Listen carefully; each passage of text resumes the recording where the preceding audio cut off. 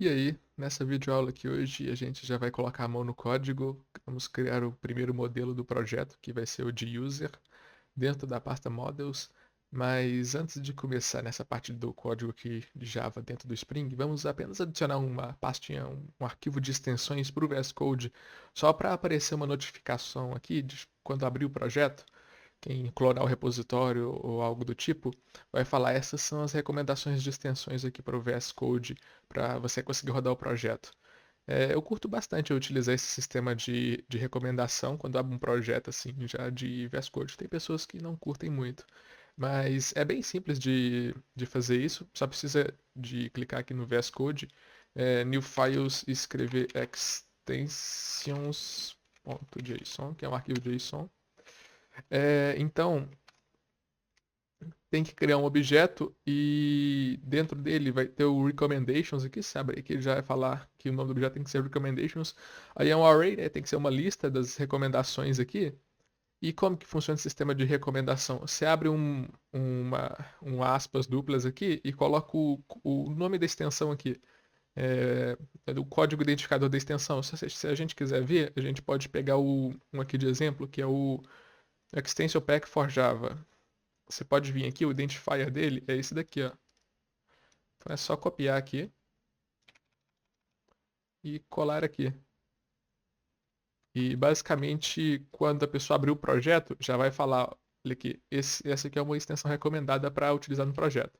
Só que eu vou adicionar mais algumas aqui, que são as outras que eu recomendei para utilizar em projeto. Eu já vou copiar aqui que eu já tenho salvo, que é o pack do Spring Boot, o Java Code Generators, que a gente vai utilizar nessa aula, e o Live Server, que mais para frente a gente vai rodar um arquivozinho HTML, que nem precisava disso, se quiser só abrir no navegador, mas eu gosto de salvar e ele já reiniciar a página.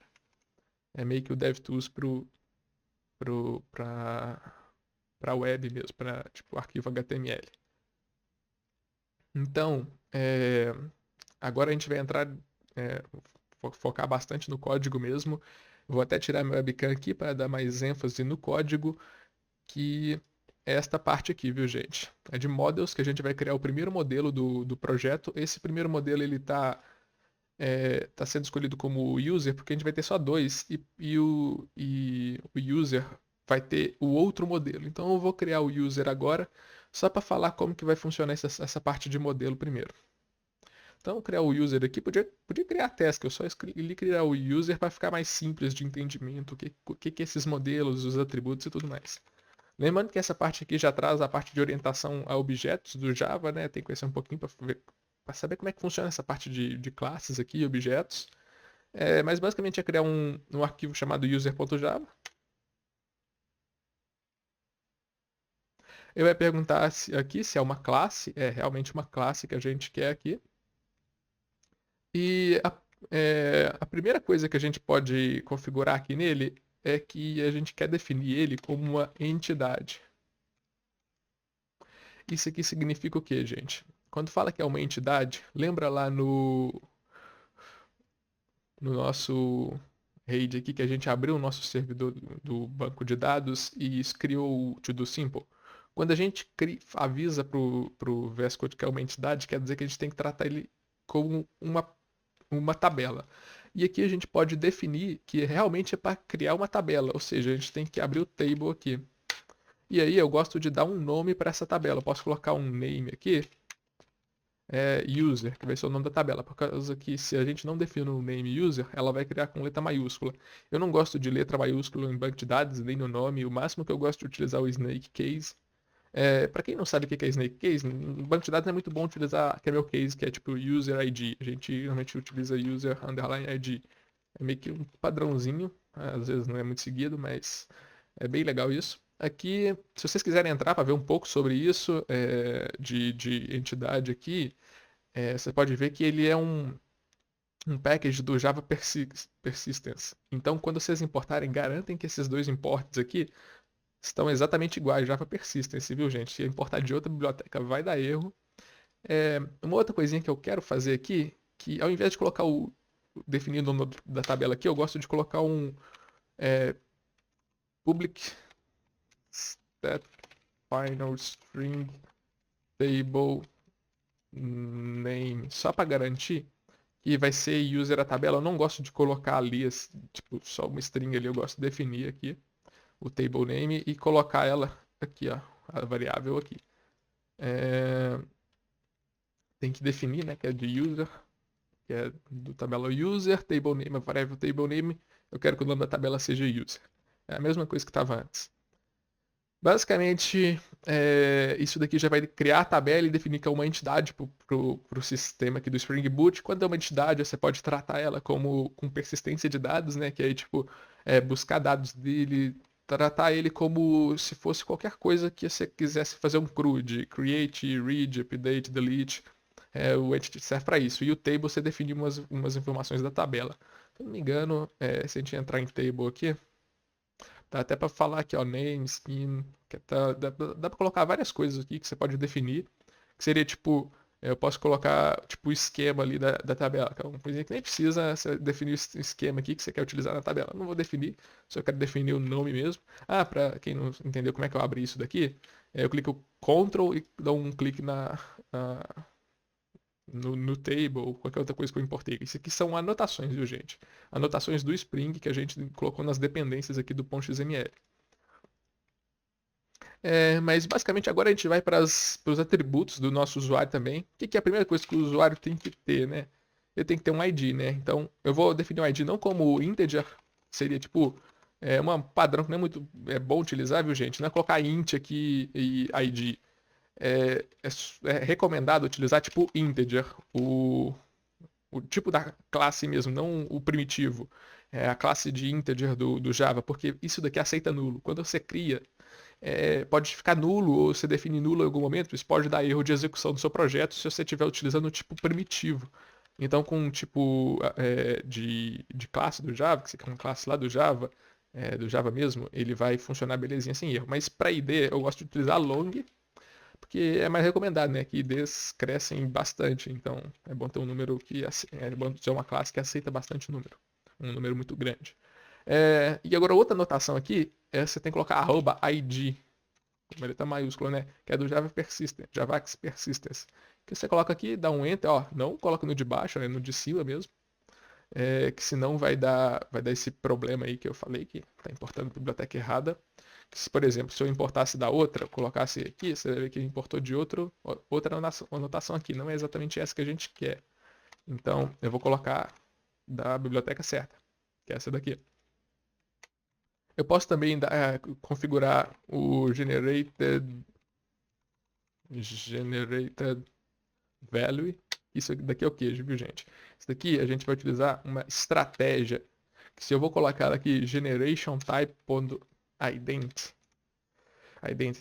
que ele é tipo uma estratégia para gerar o, o número no banco de dados. Por exemplo, o usuário 1 é gerado com o número 1 no banco de dados, o 2 é o ID número 2, o 3 número 3. Isso aqui é o tipo auto-incremente. Daí você fala que o generation type é o identity do banco de dados. Por exemplo, eu vou mostrar as outras opções aqui. Eu sei que o sequence, todo mundo pensa que vai ser tipo 1, 2, 3, 4, mas isso aqui é algumas configurações que só funcionam em alguns tipos de banco de dados, tipo o Postgres, se eu não me engano, aceita este. O table, você vai criar uma tabela para os IDs, né? Isso aqui não achei utilidade para isso, eu não conheço muito bem sobre os padrões que utilizam isso, não creio que não é muito útil. Para esse caso, não é nem um pouco útil utilizar isso. E o automático vai deixar para definir automaticamente e não é muito recomendado que alguns bancos de dados dão um pouco de erro com isso. Se quiserem ler, é só pesquisar Generation Type aí do Javax e ele vai explicar um pouco melhor do que é cada um deles. Dando exemplos que aí fica menos abstrato. Mas eu vou deixar o idêntico que vai falar que é o padrão de autoincremente do MySQL. O MySQL vai receber isso aqui, então esse aqui é o padrão que é para utilizar mesmo. E agora eu vou definir algumas propriedades da coluna. Então tem a notation também, que é a column. Você pode escrever aqui o name. Eu quero que chamar ID, né? Nem precisava, porque já é letra minúscula aqui. Nem precisava escrever, mas eu quero definir isso aqui só para garantir mesmo. E o que o ID pode ter também? Tipo, pode ter unique. O ID pode ser unique. E aí se você clicar em column aqui, você vai ver que tipo, dá para colocar unique no able, name, setup, update table, length, precision, scale. Então dá para fazer várias coisas aqui de configurações. Eu não vou aprofundar muito nisso. Isso aqui é o que a gente precisa por enquanto. É claro que se você usa o Generation Type, nem precisava de colocar Unique aqui, né? Mas eu gosto de garantir isso. É, porque se o banco de dados perder algum backup de geração de onde que ele tinha parado, né? Que isso pode acontecer se você fizer alguma coisa muito errada, é bem difícil. Então eu já deixo Unique só para nunca duplicar valor. Agora, qual que é outra coisa que o nosso usuário vai ter no sistema? Eu já vou criar aqui private string username.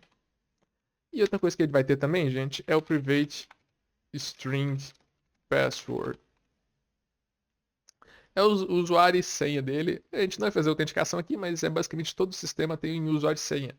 Talvez mais para frente a gente vai configurar o sistema de autenticação do projeto, é um pouco mais avançado do Spring. Então, por enquanto, eu só vou falar que o classe usuário vai ter username e password. E agora eu posso adicionar aquelas mesmas configurações lá de coluna, que é o column aqui. Eu vou colocar um name aqui, só para garantir, username. Gosto sempre de deixar bem específico.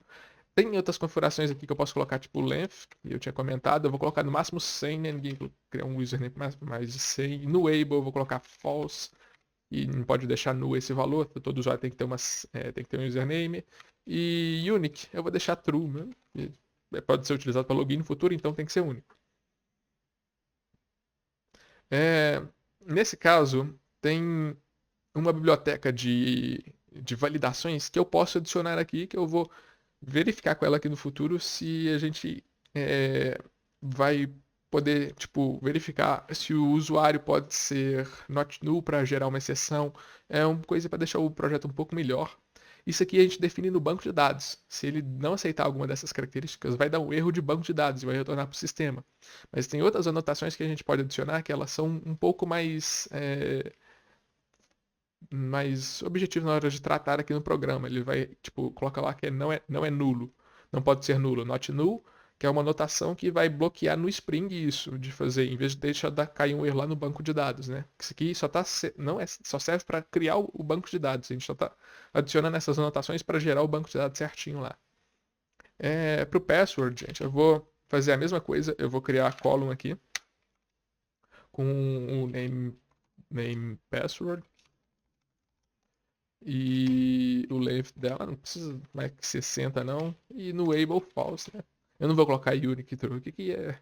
Já vi sistema assim que é feio, né, gente? Pô, dá até de rir quando você vê um sistema que o enable é true. Tipo, quer dizer, o unique é true numa senha. Não faz sentido nenhum colocar true numa senha.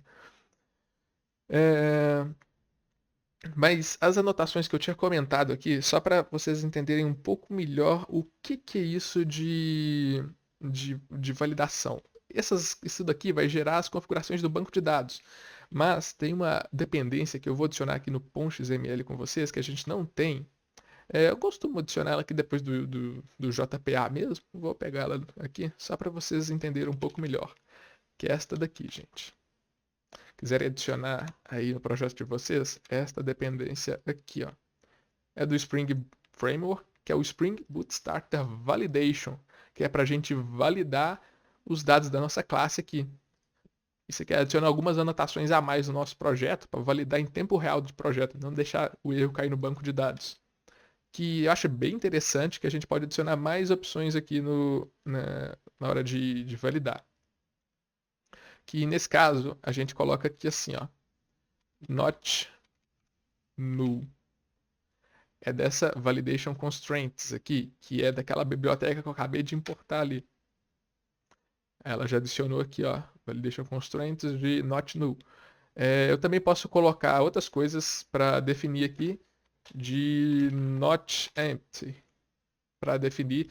E tem algumas outras anotações aqui, se eu ver se aparece aqui, not blank. Se eu não me engano, o not blank ele faz o not null e o not empty. Mas eu vou deixar esses dois só para ficar um pouco mais didático, que é tipo, não pode ser nulo, mas o cara também não pode colocar uma string vazia, né? Tipo, não pode ser um valor null e também não pode ser uma string assim vazia. Aí a gente valida os dois pontos. E o not blank valida esses dois ao mesmo tempo. Eu vou fazer a mesma coisa para password aqui, not null e not empty. E nesse caso, tem outra anotação aqui que é bem interessante a gente utilizar, que é o size. O size é para a gente definir o valor em tempo real do sistema para não dar erro. No username, a gente pode colocar o size aqui e colocar abrir ele e fazer um min aqui de 2. E o max de 100, ou seja, é o máximo, que é o length ali de cima, e o min de 2 aqui, que tipo, você vai criar um username com uma letra, né? Então eu coloco 2 normalmente. Fazer a mesma coisa aqui para o senha. Coloco o size aqui. E aí eu defino o min sendo 8, por causa que 100, pô, tema 100 com menos de 8 caracteres é triste. E o max sendo 60. E agora é o ponto de, tipo,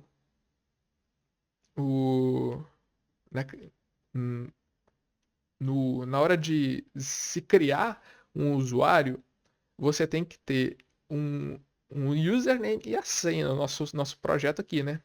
Mas se você quer atualizar o usuário, você pode deixar ele enviar um valor nulo para username, por causa que o username não é uma coisa que você vai deixar atualizar.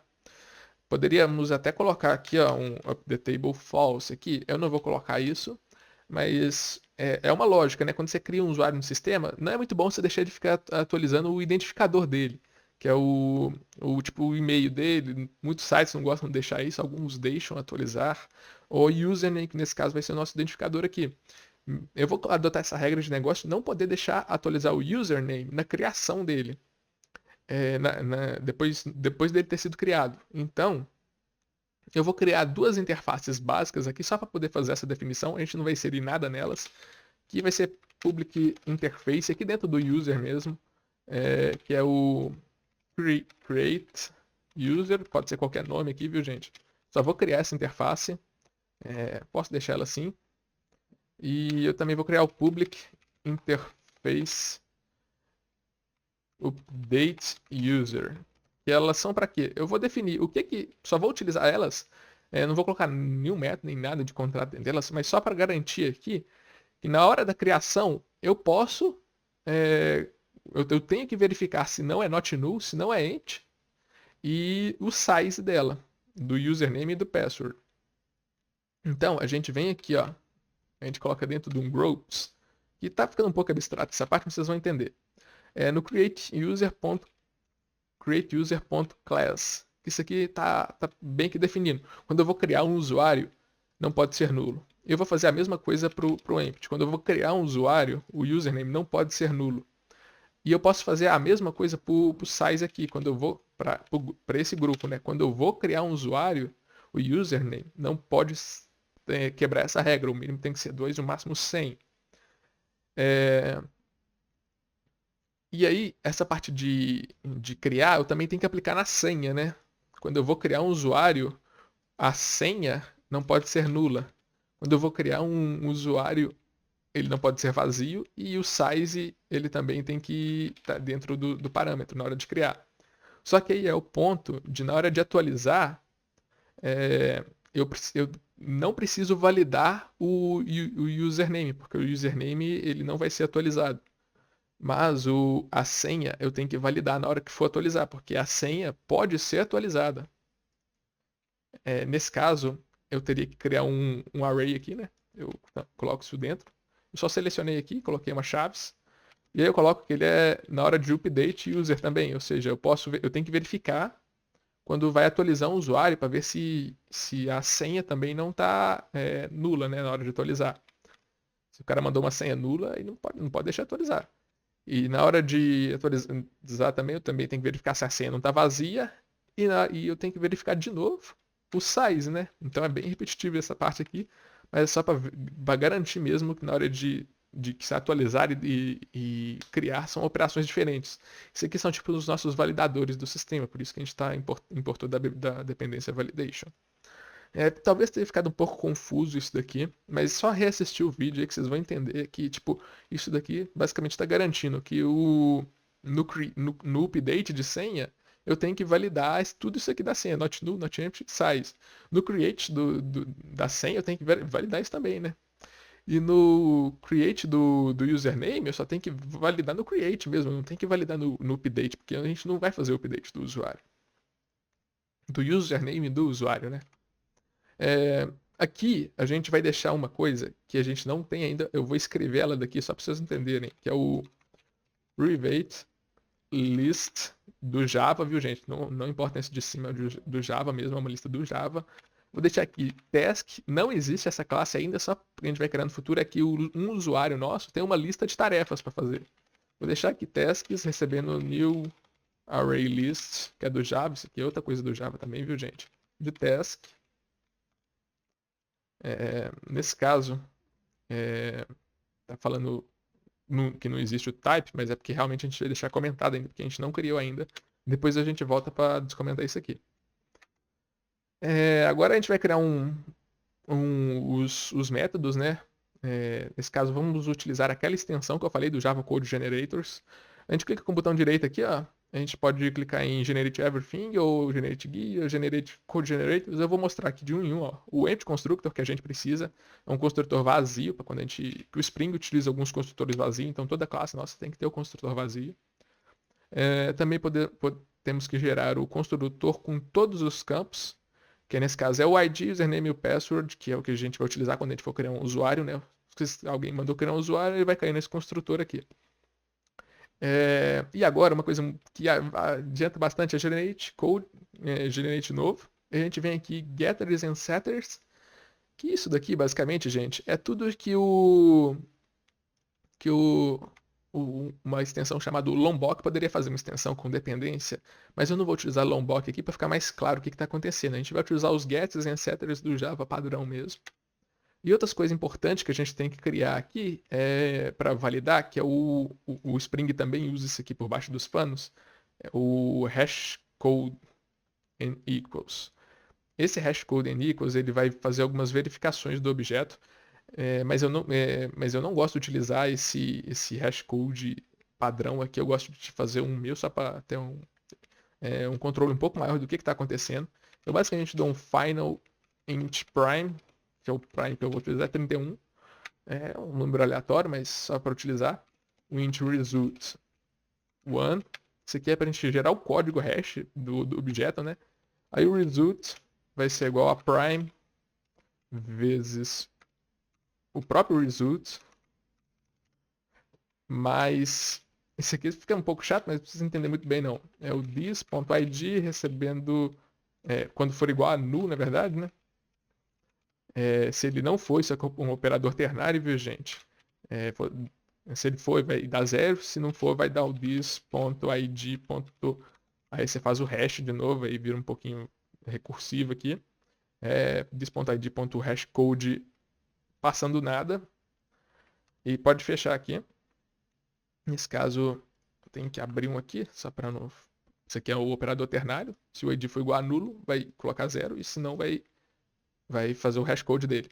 E aí, o que eu faço, né? Quando acabar isso aqui, eu dou um return result. Eu gerei o código hash aqui. Não precisa entender muito bem como é que isso aqui funciona não, mas utilizem esse meu aqui. Se caso der algum problema de memória, é bem raro isso acontecer. Eu nunca vi acontecer, mas eu já vi um artigo falando sobre isso.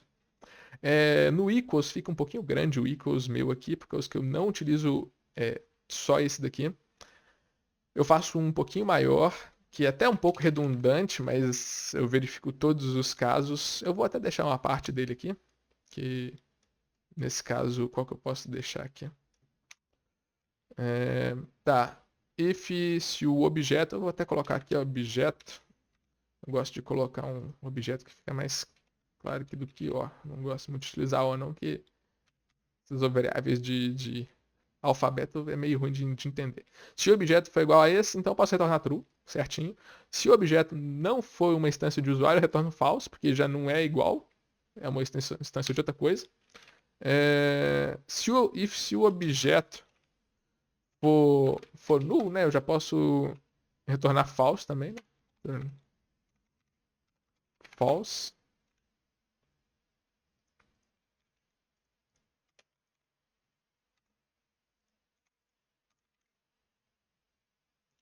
Tá. Tá dando um aviso aqui, dead code, né? Que eu tenho que colocar aqui em cima, né? Aí é duro, né? Se não for, como é que vai ser? Nem precisa desses aqui, que eu gosto não, quando é só uma variável, eu gosto de utilizar um. Eu também posso colocar o user, que a gente vai criar aqui a gente vai tentar fazer um casting desse user aqui, né? A gente vai tentar não, né? A gente já verificou, ele é uma instância desse aqui, então não vai dar erro aqui se a gente fizer um casting. É tipo transformar o objeto que a gente recebeu genérico lá neste objeto. Aí eu vou fazer todas as verificações aqui. Eu já tenho um código basicamente pronto aqui, não vou escrever isso tudo, senão vai demorar bastante. É este daqui, viu, gente? Vou dar um formato aqui, aí eu tenho que importar isso daqui, ó, que é do Java, viu, gente? Importo do Java. E vai fazer o quê? Aí eu verifico se o ID desse aqui, que a gente tá atualmente, é nulo. Se for, e esse aqui não for diferente, e esse aqui for diferente de nulo, a gente retorna falso. Ou seja, a gente já viu que não é igual. Um é nulo e o outro é diferente de nulo, não é igual, já retorna. Caso contrário, se esse aqui for igual ao ID daquele outro, a gente retorna falso também. Se não for igual, né? E no final das contas, a gente pode fazer um return o, fazer uma verificação do Java Objects, que é se os dois ID forem iguais, se os dois usernames forem iguais e as duas senhas forem iguais, quer dizer que o objeto é igual, né? Fizemos um, uma verificação composta aqui. Então a gente garantiu em todos os casos que este objeto aqui é o mesmo objeto, que é o mesmo usuário, não tem como falhar disso aqui. Nesse caso, basicamente está pronto aqui nossa classe. Tem também esse ponto aqui que a gente vai ter que voltar aqui para refatorar quando a gente criar a lista. Só lembrando que não vai precisar adicionar essa lista de tarefas nos construtores. A gente não costuma fazer isso daqui, passar coleções em construtores do Spring, porque dá uma performance horrível. Então, basicamente a gente ativar na próxima aula esse private list de tasks quando a gente criar o nosso objeto de task aqui, o nosso modelo de task, né? E então, essa aula foi basicamente isso. Posso clicar com o botão direito em formato aqui, só para ver se tem alguma coisa sem formatar. Vou comitar o que a gente fez aqui nessa aula, para na próxima aula a gente poder continuar. E tem, na verdade, tem uma anotação aqui que eu posso adicionar ela já, porque não vai confundir muita coisa, que é o JSON ignore aqui, que na verdade é o JSON propriety. JSON propriety. JSON, maiúsculo aqui, JSON propriety, que a gente vai fazer um access ponto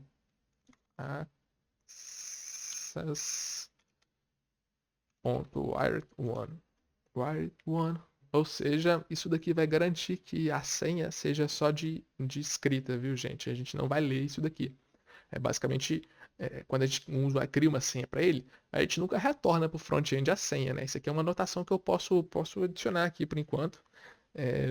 Não tem nenhum problema, a gente não está utilizando isso aqui, mas é basicamente quando a gente retornar o JSON lá da nossa API, a gente não retorna a senha, a gente só vai escrever, só vai aceitar método de escrita para a senha, a gente nunca retorna a senha para o usuário.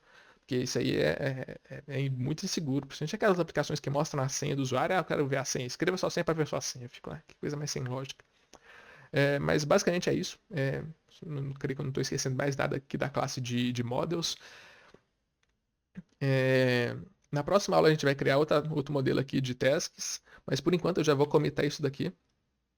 Já vou fazer até 2 commits diferentes, eu vou abrir um terminal aqui para continuar fazendo pelo terminal com vocês. Vou dar um git status aqui só para ver o que eu modifiquei, né? Modifiquei o POM, né, que adicionei as dependências e adicionei a extensão, a recomendação de extensão e o modelo. Então vou fazer alguns commits aqui, esse aqui é o git add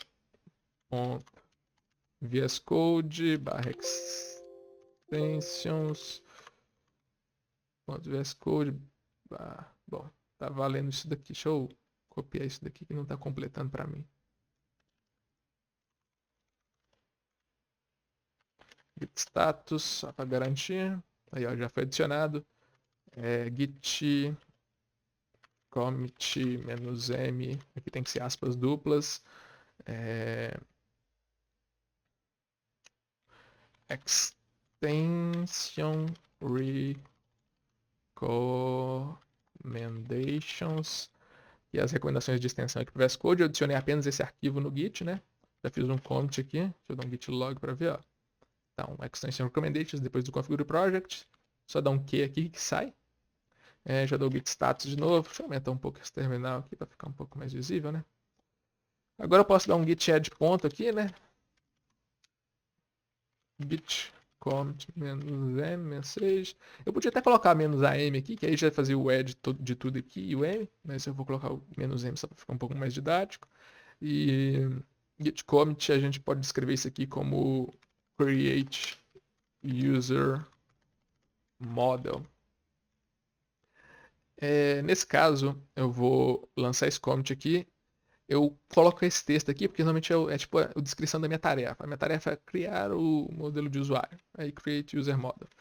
Tipo, eu não costumo colocar em verbo passado user model created, porque normalmente é a descrição da sua issue aqui que a gente coloca de texto.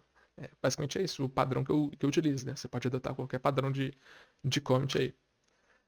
Mas eu vou dar um push aqui, enquanto isso a gente vai rodando a nossa aplicação aqui, viu, gente? Eu vou rodar aqui pelo terminal mesmo, e eu não tinha explicado mesmo, você escreve mvn spring-boot run, que é o mesmo que vir aqui e clicar nesse runzinho aqui. Eu vou dar por aqui mesmo, só para mostrar como que inicia por linha de comando. Ele faz o build aqui do projeto, basicamente só está verificando se não teve nenhuma modificação no que a gente fez, e aí vocês vão ver uma coisinha diferente.